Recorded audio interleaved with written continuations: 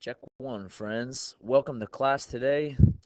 We are in Unit 7. Like I said yesterday, or whenever you had class last, that we are going to be looking at some more complex ways that we can determine how many outcomes a possible situation or are possible in a particular situation. So today we're going to talk about the difference between two more complex scenarios called a permutation and a combination.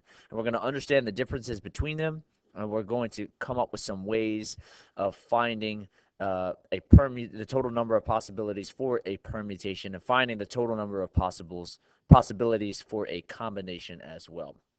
Okay, but first um, let's consider this example where it says how many different ways or orders can Darren, John, and Kevin jump into the pool? There's three people standing on a pool deck, and they have to jump off in an order.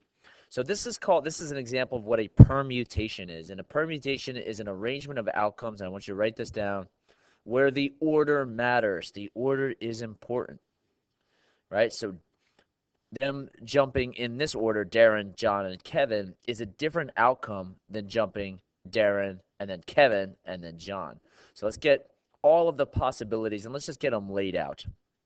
Okay, so how many different ways could they do this? You could go Darren, Kevin, and then, Darren, John, and then Kevin. That is one way to go. You could also go Darren, Kevin, and then John. Now we have two different ways. Let's see if we can. Well, obviously, Darren's not the only one that could go first. You could have John jump first, Darren jump second, and then Kevin jump third. You could have John jump first, uh, Kevin jump second, and Darren jump third. You could have Kevin jump first, followed by Darren, and then John. Or you could have Kevin go first, followed by John second, and then Darren second. There's all kinds of little fun patterns in here. If you notice, there's two different ways that each person could be in first position. There's two different ways that each person could be in second position, and there are two different ways that each person could be in third position, making, let's actually number them.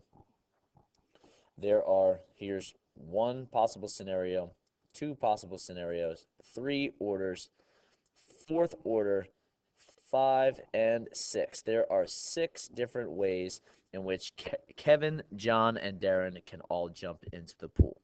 All right, and that's called a permutation because there's only three people and the order was important. That's how it got up to six really quickly. All right, but there's a faster way. Let's say if we were using more than three people, these can get really big really fast. So let's draw upon our knowledge of the fundamental counting principle, which states you multiply the items that you have to choose from for each possible choice that you have to make. So let's get that broken down in a more concrete way with Darren, John, and Kevin. So they're all standing on the pool deck. No one has jumped yet. How many choices do we have for first position? Well, there's three people to choose from. Who's going first? They're all arguing about it, okay? As it turns out, they're going to throw John in the pool first. John's jumping first, but before he went, there were three choices to choose from, okay? Now, after John jumps in, he's off the list. How many choices are left for second? Well, now there are two choices left for second, okay? And let's say Kevin jumps in. Now, Darren is the only one left. There are three people to start from, and there's only one left. So the choices for third position is only one. So using the counting principle, basically what you're doing is going three for first, two choices for second, and one for third and sixth. You might have learned in Math 7, there's this thing called a factorial. And this is related to a permutation. So, um, another way of writing 3 times 2 times 1, 3 times every consecutive natural number down to 1, would be 3 factorial, which is this exclamation point. It's called a factorial. And what a factorial means, it's not like a really emphatic 3. It's not like 3, yeah! Okay, it's not an exclamation point in the linguistic sense. It is in math language, 3 factorial means 3 times 2 times 1 all the way down to 1. The same way that 5 factorial would be 5 times 4 times 3 times 2 times 1. Now, there's other ways a permutation can look, and that's why we are going to give a different way of explaining how a permutation is not necessarily always a factorial. But just a little FYI, that's what a factorial is, okay? So with your calculator, you are not going to have to do these by hand. That's good news for you. Your calculator has an app on it. I want you to take out your calculator right now. So it says for permutations like this that are larger, use your calculator to calculate the total outcomes. This is pre-algebra. We don't need to use the fancy hand formula for permutations. Let's let the calculator do all the heavy lifting. What I am concerned about is that you can know what a permutation is and sort of a loose understanding of how it works. So you have 3 people to choose from. So type 3 into the calculator. And that is telling the calculator, I have 3 choices. Then you have to choose this function from the PRB application. So hit PRB. It's a little blue button on your calculator. NPR is the very first option. Hit enter. It'll put it on your screen. So right now you have 3, and then this little N, and then the big capital P, and then R, right? And that's telling the calculator to run a permutation. And then it's saying, okay, the last thing the calculator needs to know is, okay, you have 3 people. How many of them do you want to jump into the pool? How many positions are you choosing? Okay, you have 3 candidates, and you have 3 positions, and run a permutation where the order is important. So after that, just hit enter. And spoiler alert, we've already come up with the answer, but the answer is indeed still 6 different ways. Okay, so let's see here. How many ways can Coach Cox pick a captain, a vice captain? Not sure that that's a thing, but vice captain, let's pretend that it is, and equipment manager from 12 players on his team. So in this case, how many people do you have to choose from? Well, you have 12 people to choose from, okay? 12 choices. And we have to understand, okay, when you have 3 unique positions, the order is important. So this is a permutation, okay? 12 choices, and you have 3 different positions available. So to throw this through the calculator is going to say 12, run a permutation for 3, you hit enter, and here's what the calculator is going to do. The calculator is going to say, I'm going to run 12 factorial to 3 places. 12 times 11 times 10. Because just using the fundamental counting principle, there's 12 for the captain. After you choose the captain, there are 11 left. And after you choose the vice captain, there are 10 left to choose from for your equipment manager. And if we do this, 12 times 11 times 10, times 10, or you could do 12 permutation 3, which is 1,320, right? If you watch different YouTube videos on this, you will find out that there is a more complex algebraic formula to derive permutations. I do not want you to focus on that because just for the sake of complicating it more than pre-algebra students need to for calculating the total number of outcomes, right? So there's actually 1,320 different ways Coach Cox can make these choices, which is pretty wild. All right. And for a Ravenscroft dance, the only colors students are allowed to wear are green, gold, black, and white, school color dance. And Jeff says he's going to choose a different color for his shirt, his pants, and his tie. That's 3 different outfit things. How many different color outcomes are possible? So because a white shirt with a green tie is not the same thing as a green shirt with a white tie, this is a permutation. The order of positions is important, right? So how many colors does he have to choose from? He has 4 colors, right? And he's running a permutation for 3 different positions. And if you hit enter in the calculator, what the calculator will do is 4 times 3 times 2, which is There are 24 different ways that he can put an outfit together, depending on his preference of them. All right, go Jeff. All right, but a combination is something slightly different. A combination is an arrangement of outcomes where the order is not important. The order is not important, and there are repeats associated. So let's go back really quickly to like the Coach Cox problem. Let's say if Coach Cox was naming two co-captains, well then Johnny and Scott is the same co-captain outcome as Scott and Johnny. So the order or the gravitas of those positions is not important. So therefore, this is called a combination. And in a combination, there is always less. There's always less than the permutation would be. So let's get an example of what a combination would look like. Students are to choose two school colors. They're just choosing two school colors from red, blue, gold, and white. How many outcomes are there? Okay, we've got 4 choices, and you have 4 choices, and you have to pick 2 of them to put together. Go ahead and pause the video, and I want to see if you can come up with the 4 choices. Go ahead, pause it. All right, so students are to choose 2 school colors. Hopefully you came up with something like this. You've got red paired with blue. That's one school choice. You could have also go blue with red, but that's the same choice. So you don't want to count that as a different one, right? Red and blue is one standard color. You've got some, I guess, I don't know, Arizona Wildcats if we're in NCAA basketball talk right now. Then you could go red with gold. Not my favorite color combination, but you could do it. Kansas City Chiefs or Iowa State, something like that.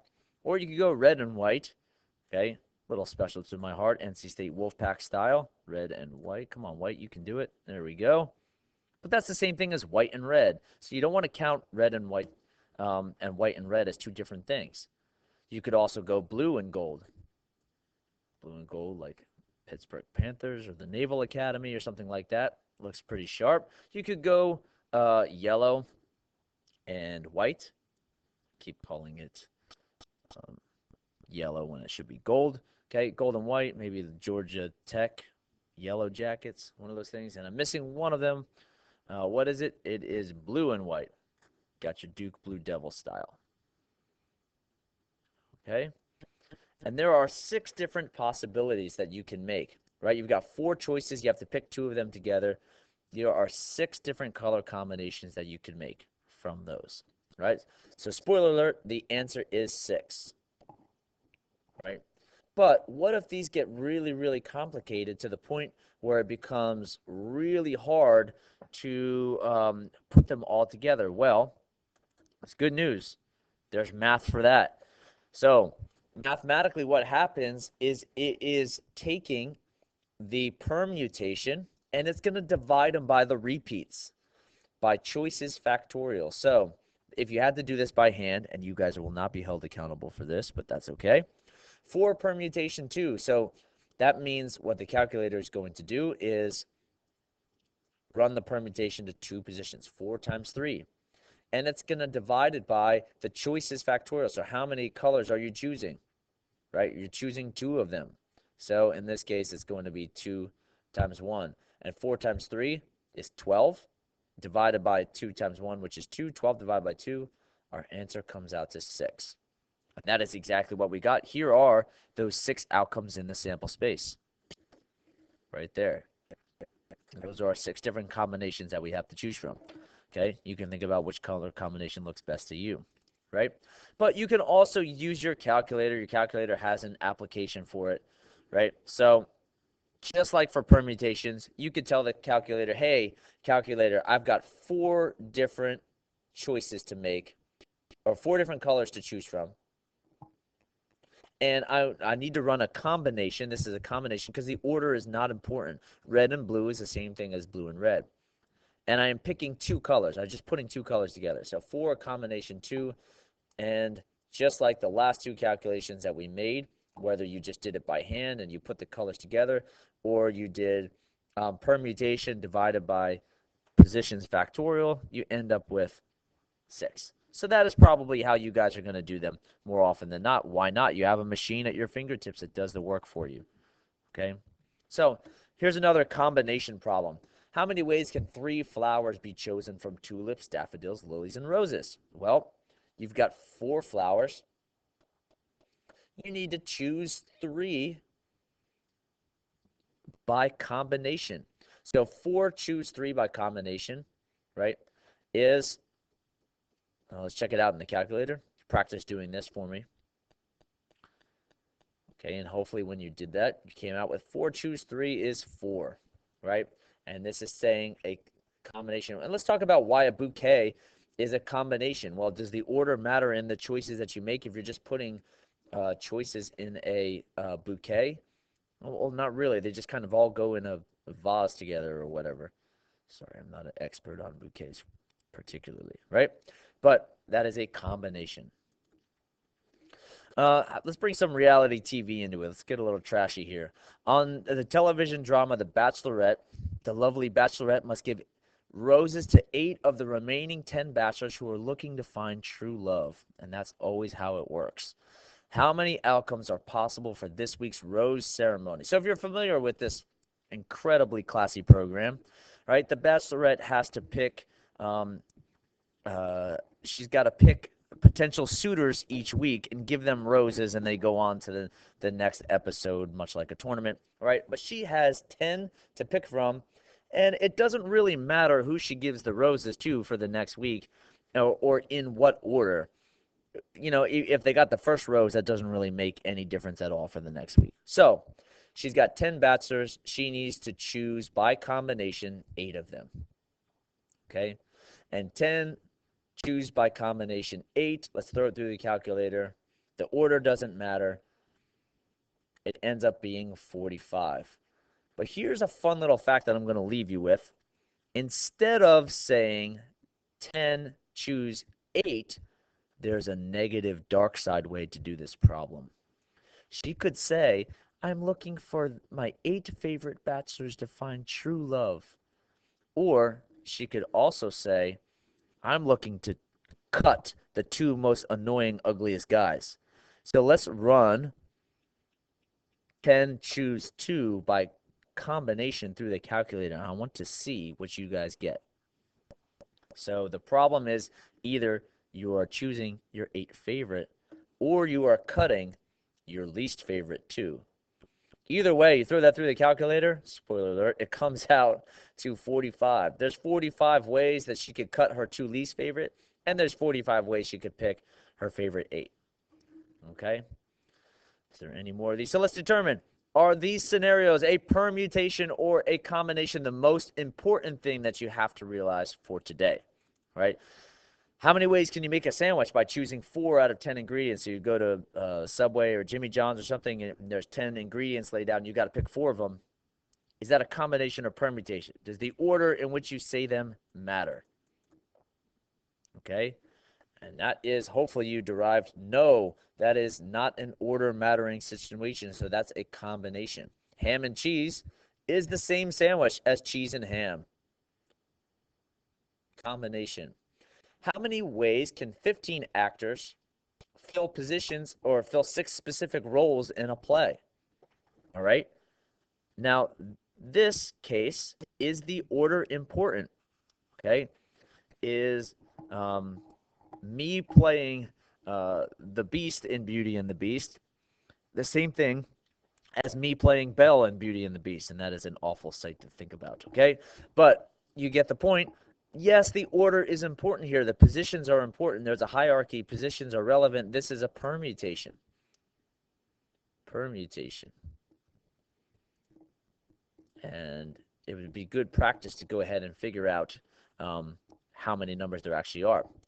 And the last one says, students are chosen in groups of 6 to tour a local business. How many ways can 6 students be chosen from 3 classes totaling 53 students? So this is getting wordy with all these numbers in here, but basically you have 53, you're choosing 6. Are we putting an order to those 6? Did we say the order of choosing those 6 was important? And hopefully you read back through the problem and you determined, no, this is not an order mattering, right? Johnny, Bob, Susan, Mary, George, and Jim is the same outcome as Mary, George, Jim, Susan, Bob, whatever I said, right? So any way that you say those kids' names, it is exactly the same outcome. That is a combination, and you would run it through the calculator accordingly. So to sum things up, you do not have to know how to do them by hand, but you do have to know, okay, I've got choices and I've got positions, and I have to know, is it a combination or permutation? And that'll do it for today. Have a good rest of your day, everybody.